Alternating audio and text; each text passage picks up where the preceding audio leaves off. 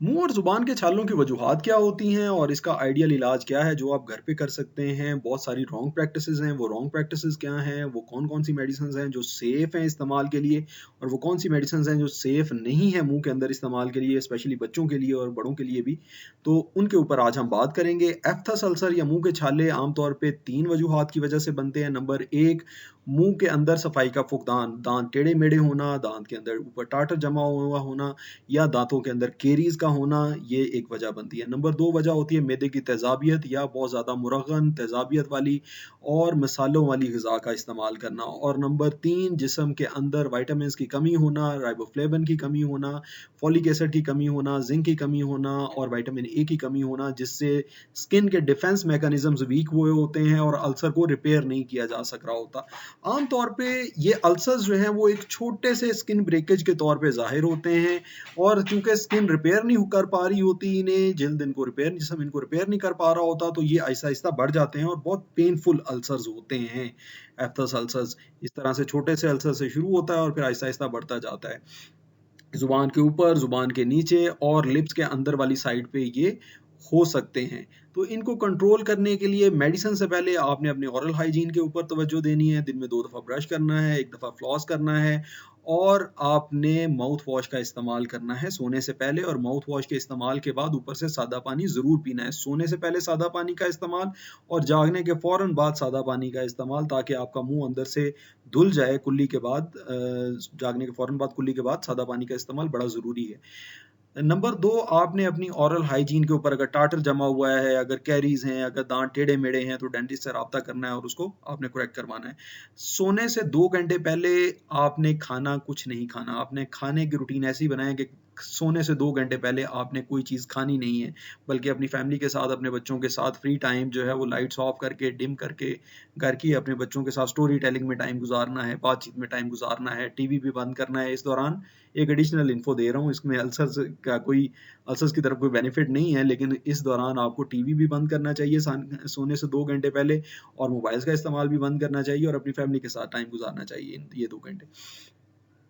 फिर आपने दिन भर में मुरगन ग़िज़ाओं का इस्तेमाल कम करना है, चिकनाई वाली ग़िज़ाओं का इस्तेमाल कम करना है, आपने तली हुई चीज़ों का इस्तेमाल कम करना है, आपने मसालों वाली चीज़ों का इस्तेमाल कम करना है, आपने चाय और कॉफ़ी का इस्तेमाल कम करना है और आपने सिगरेट का इस्तेमाल बिल्कुल तर्क करना है ताकि आपको मैदे की तेज़ाबियत भी कंट्रोल में रहे और आपकी ओरल हाइजीन जो दाँतों की सेहत है वो भी अच्छी बरकरार रहे।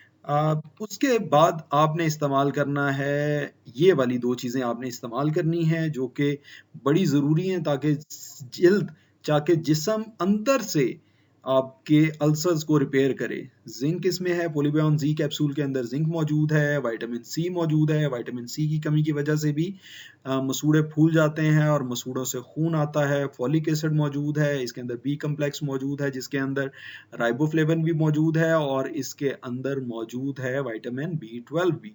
तो ये सारे विटामिन्स रिक्वायर्ड हैं ओरल हाइजीन, ओरल हेल्थ को बेहतर बनाने के लिए और विटामिन ए आपको अलहदा से कतरों की फॉर्म में मिलेगा।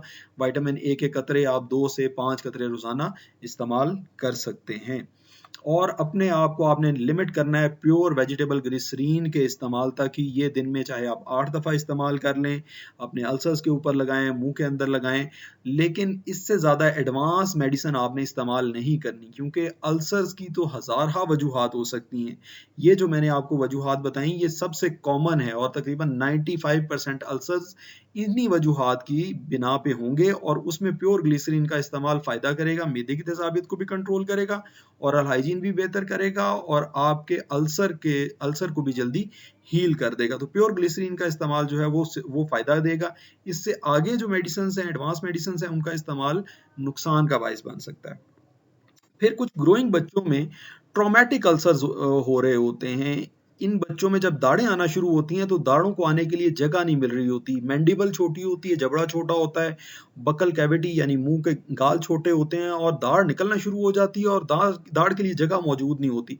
तो इन बच्चों में आपने इनकी ग्रोथ के ऊपर भी तवज्जो देनी है, इनको कैल्शियम, विटामिन डी सप्लीमेंट्स भी देने हैं ताकि इनकी ग्रोथ अच्छी हो और दाढ़ को, मोलर को निकलने की जगह मिले और साथ बाकी सारी चीज़ों पे भी आपने गौर करना है कि मुरगन ग़िज़ाएँ नहीं देनी, ओरल हाइजीन के ऊपर कंट्रोल करना है और ऐसे सप्लीमेंट्स देने हैं जिससे रिपेयर का प्रोसेस तेज़ हो जाए, स्पीड अप हो जाए और अल्सर्स जो हैं वो हील हो जाएँ और साथ-साथ प्योर ग्लिसरीन का इस्तेमाल भी करना है। ये एक कंडीशन है जी जियोग्राफिक टंग, इसके बारे में बड़ा शोर है, लोग जो है वो तरह-तरह के इलाज बताते हैं, तरह-तरह की चीज़ें बताते हैं। ये एक कंजेनिटल कंडीशन है जिसके अंदर अल्सर्स होते हैं लाल रंग के ज़ुबान के ऊपर और ऊपर जो लाइनिंग होती है वो व्हाइटिश कलर की होती है। ये बिल्कुल पेनलेस कंडीशन है, इसमें कोई पेन नहीं होती, बस नक्शे बने होते हैं ज़ुबान के ऊपर।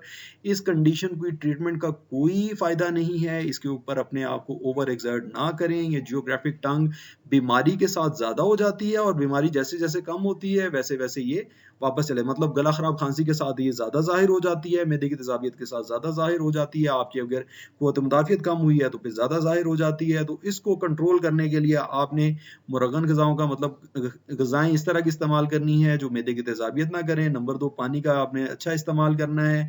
नंबर 3 आपने ओरल हाइजीन के ऊपर गौर रखना है और नंबर 4 आपने इम्यूनिटी अपनी बरकरार रखनी है और वो होगी लाज़िमन सप्लीमेंट्स की मदद से ही।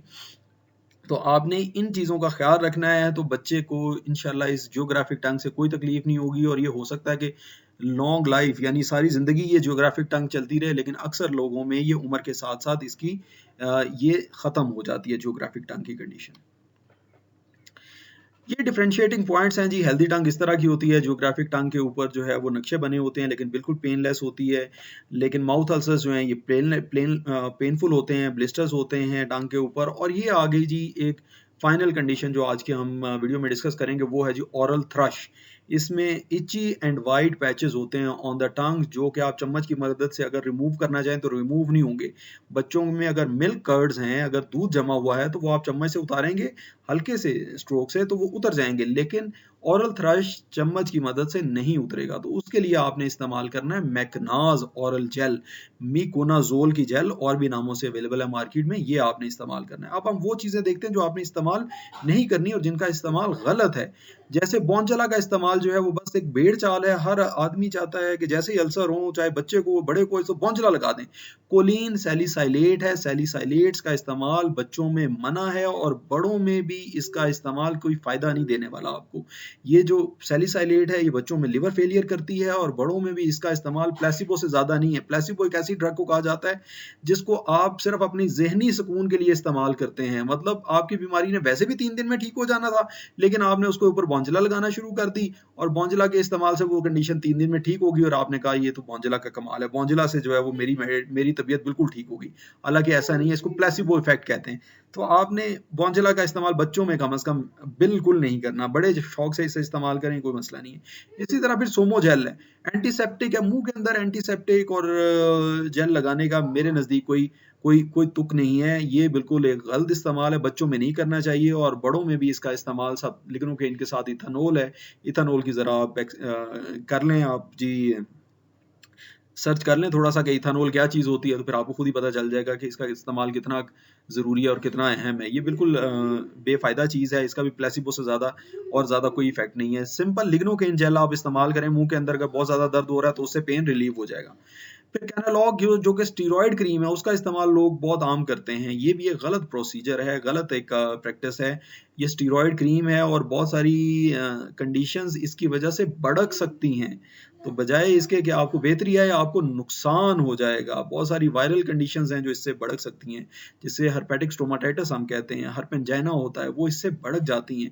तो इस ऐसी चीज़ का इस्तेमाल प्लीज़ डॉक्टर के मशवरे के बगैर ना करें। आप सिंपल अपने आप को सप्लीमेंट्स तक, खाने की मॉडिफिकेशन के तक, ओरल हाइजीन तक और प्योर ग्लिसरीन तक ही आप अपने आप को लिमिट रखें। यही सबसे बेहतर स्ट्रैटेजी है। ये थी व्यूअर्स आज की गुज़ारिशात। उम्मीद है आप लोगों को इससे फ़ायदा होगा। अस्सलाम वालेकुम।